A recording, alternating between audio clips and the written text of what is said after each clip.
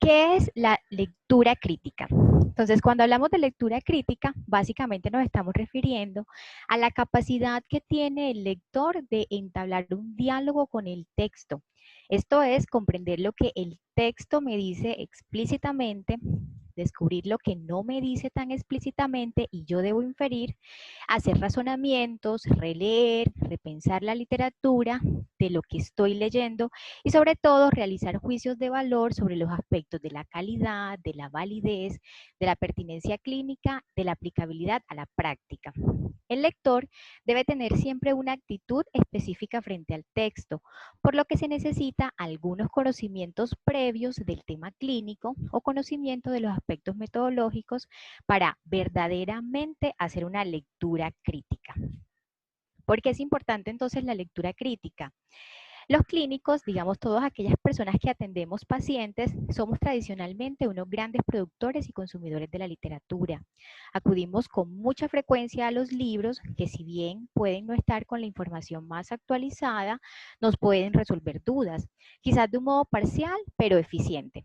Muchas veces sentimos que cuando leemos un libro aprendemos del tema específico que queríamos saber. Ese es el modo clásico que hemos aprendido leyendo los libros.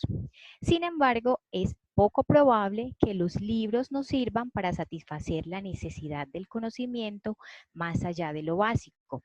En efecto, los libros están poco actualizados y habitualmente no describen al detalle todos los estudios que tratan las preguntas específicas. Por otra parte, tenemos las revistas biomédicas. Se estima que existen más de 40.000 revistas médicas en circulación en el mundo.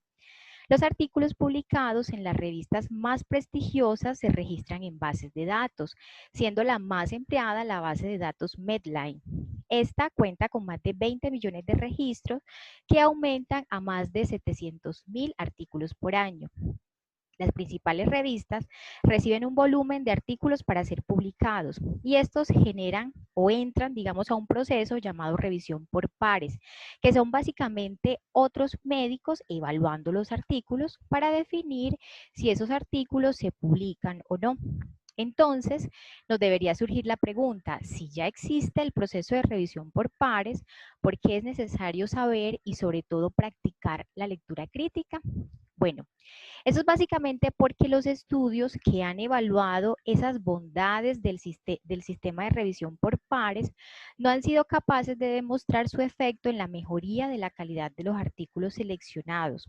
Por lo tanto, no podemos fiarnos simplemente del nombre de la revista o de que ya hayan hecho un proceso de revisión por pares para aceptar que los estudios son válidos y aplicables de los resultados publicados.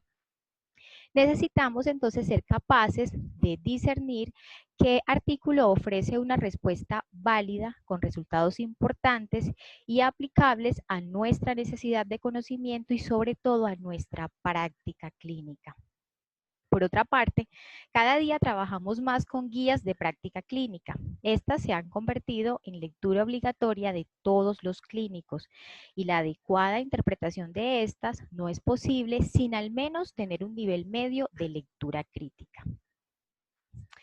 Por lo tanto, realmente la lectura crítica constituye entonces un elemento de transformación intelectual para los clínicos que beneficia a nuestros pacientes porque en esencia nos permite construir criterio para tomar decisiones, para ser mejores a nivel individual, profesional y social. Saber hacer lectura crítica les permitirá crecer en muchos aspectos, pero les quiero mencionar 4. Podemos tomar decisiones basadas en la evidencia de la práctica clínica. Podríamos organizar sesiones basadas en evidencia, como por ejemplo, podríamos participar en clubes de revista. También podríamos resumir la evidencia. Puede que de pronto lo que deseemos sea ayudar a nuestros colegas para la toma de decisiones y nosotros podemos depurar toda la información y presentarles los aspectos clínicamente más relevantes de un tema específico. O podemos plantear y diseñar un estudio. Digamos, en el caso que tengamos una pregunta de investigación, es necesario leer críticamente los estudios disponibles que se encuentren sobre el tema para saber si la evidencia ya existe y se responde a mi pregunta de investigación o si no está resuelta y se puede hacer un estudio para abonar a la literatura. Ahora sabemos, digamos, todos los beneficios de la lectura crítica y vamos a tratar de aprender cómo hacer lectura crítica. Para esto contamos con la siguiente estrategia. Lo primero es que vamos a identificar cuáles son las piezas elementales de la evidencia, que de ahora en adelante nos vamos a referir a ella como los estudios. Y estos estudios tradicionalmente muestran un esquema que consta, primero, de la introducción. En la introducción, por lo general, se define el marco de lo ya conocido de ese problema de investigación. En la parte que sigue son los materiales y métodos. Los materiales y métodos lo que hacen es que nos presentan los detalles necesarios para comprender cómo se realizó el estudio. Es decir, si yo quisiera reproducir un estudio, tengo que hacer exactamente lo que describen los materiales y métodos. La tercera son los resultados. Los resultados realmente son como la información nuclear del estudio, digamos, esta es como la parte que muchas veces es la que más nos interesa, porque allí están las respuestas a las preguntas de investigación. Y por último tenemos entonces la discusión. Aquí básicamente lo que se ofrecen son las explicaciones para los hallazgos, por qué se presentaron esos resultados según los autores. Y ellos comparan los resultados del estudio con los de otra literatura para tratar de definir ahora un nuevo marco del conocimiento y proponer nuevas hipótesis. En realidad, digamos que la información nueva y sustancial está contenida en los resultados, pero la validez de esos resultados, es decir, el hecho de que nosotros creamos en esos resultados, va a depender de los materiales y métodos. Por ello, como veremos más adelante en la lectura crítica, primero nos vamos a centrar en la validez, o sea, por lo tanto, en los materiales y métodos, y si encontramos que hay validez, a continuación pasamos a los resultados y posteriormente a la aplicabilidad de estos resultados a nuestra práctica clínica.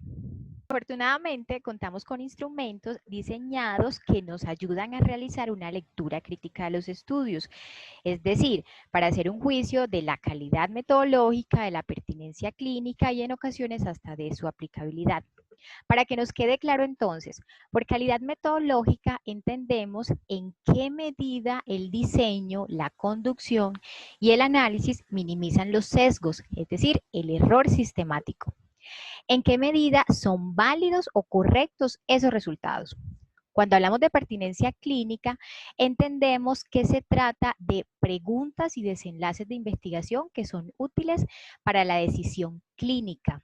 Y por aplicabilidad, entendemos que tanto esos resultados se pueden transferir a un paciente concreto o a un grupo de pacientes según sea el caso. La función de estos instrumentos es ayudarnos a ordenar esa interacción que debemos tener con el texto. Encontramos entonces instrumentos que son generales e instrumentos que son diseño específico. Cuando hablamos de instrumentos generales, son instrumentos que se orientan a la lectura de cualquier tipo de diseño o estudio e incluyen ítems suficientemente versátiles, por lo general son ítems muy amplios. Y lo segundo, que son específicamente los que vamos a hablar en esta charla, son los que se llaman de diseño específico. Estos se orientan a la validez del estudio y asumen que los elementos claves de la validez son distintos para cada tipo de diseño de estudio.